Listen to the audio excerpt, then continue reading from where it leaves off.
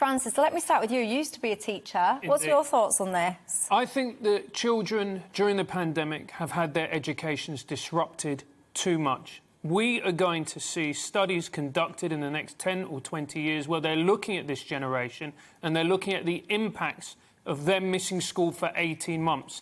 There's a horrendous stat.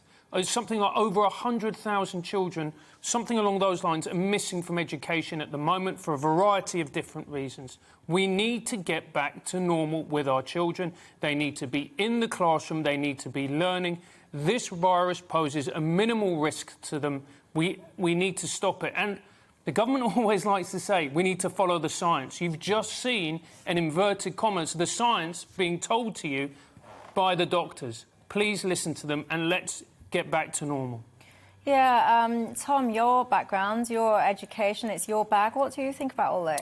Yeah, I mean, I'm split on this in some ways, in the sense that it's absolutely the case that mass testing and these so-called lateral flow tests, not least because many of them actually return the false positives, and the government hasn't yet even published its own evaluation. That's your point, Francis, about follow the science. So there doesn't actually seem to be a very strong scientific rationale for the mass testing, and that was the point made by these public health experts led by Dr. Kingdon. But equally, you look at the 40% surge that we've seen in cases in the last 3 weeks. Hospitalisations are up, thankfully, mercifully, deaths are down, I think, by 3%. So actually, the vaccine rollout is working. There's a disconnect now between the numbers of people going to hospital and those who, sadly, may succumb to the disease. However, there are areas of the country where we're between 400 and 800 cases per 100,000. Most of England, Scotland actually have less cases, Northern Ireland's another hotspot, and so is most of Wales. So I think there's just this question hanging there for me about, are we still in the midst of the pandemic, albeit at the tail end, or are we now in the so-called endemic phase where we just have to learn to live with the virus and manage it accordingly, and therefore we shouldn't really be putting our pupils in school, as Dr. King said, carrying the burden of the whole pandemic? Yeah, John, I've got to be honest, if I had my way now, not only would I stop mass testing, I'd stop this continual daily reporting of COVID deaths and COVID cases. We don't sit there and publish deaths or cases of cancer, heart disease, liver disease. I could go on, but I won't. You get my point. So I just think it's time now. 80-odd%, or about 80% of the population above 12 have got their vaccines now. And I just think, seek and ye shall find and all the rest of it. Of course your cases are going to go up if all you do is spend your time mass testing healthy people. I have to say, I'd like to think I'm an immensely decisive person, and I absolutely sit on the fence and fall off both ways on this one. I can't disagree with anything you folk have said. I get worried because there's members of my family who have been who've had to shield, and we've desperately kept young kids and nieces and nephews away. I think that they should be vaccinated. Then I vacillate a little bit because I grew the kids, kids with parental consent. Then I think when I grew up in the thread of my generation where everything was safe and it actually wasn't.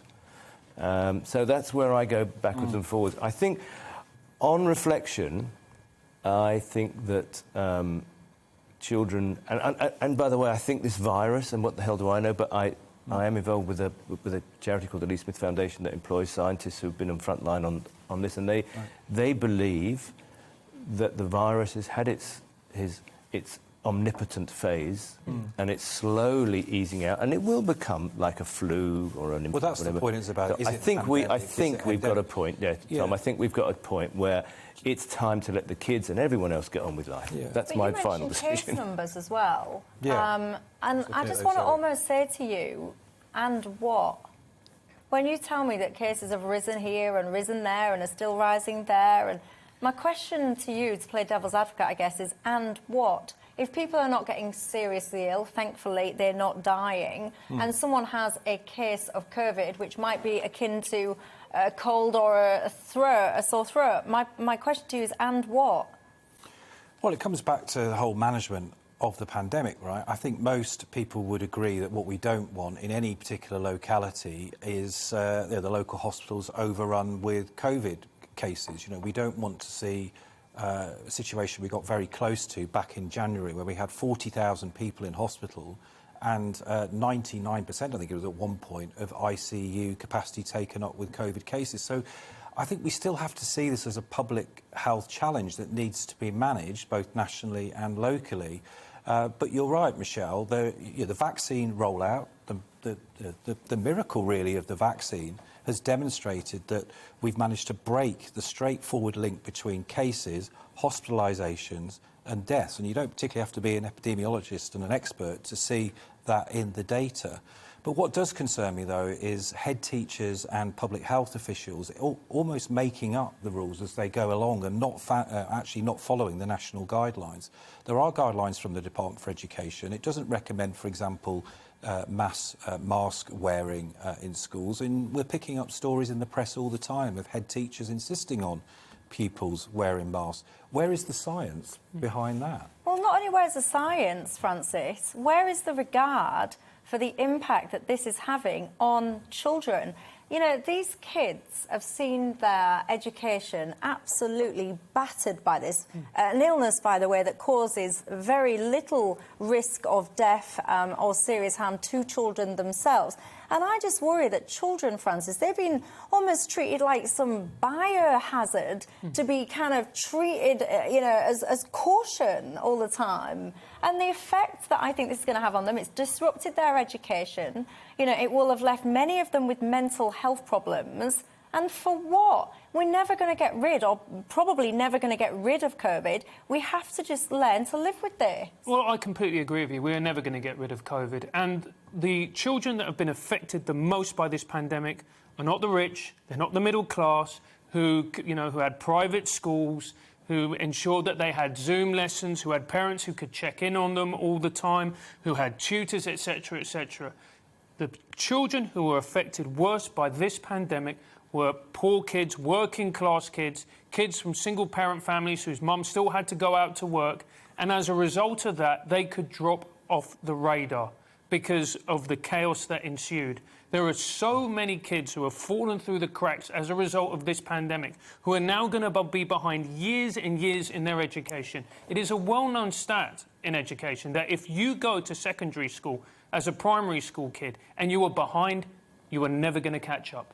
And actually, you are Francis, never going to catch up. Actually, Francis, my big sadness is that I think there are kids with undiagnosed cancers out there, and they're not going to get diagnosed because the COVID theory is going to eat up their treatment. But, and this is something we don't talk about. On my show, we interviewed Professor Carol Sikora, who estimated it may even be more, 50,000 excess deaths as a result of cancer alone. We focus on COVID, and it's become an obsession now, but there is so much else in our society that has been really badly affected as a result, and it's not getting the attention. The fact, I think, that it's £50 the government is saying that it's going to put towards closing the gap with poor kids, trying to get them up to speed again, when every other country is putting hundreds, if not thousands of pounds into it. See, I think we're going to feel the reaction, the results, the impact, I guess is what I'm saying, of the lockdowns and the response to COVID for years and years and years to come. I personally, as I said at the start, I think enough now. Leave these kids alone. Let people start getting back to life as normal. Stop with the daily COVID reporting. Stop with the mass testing, and let's just all try and get on with life living with COVID as we do with pretty much everything else.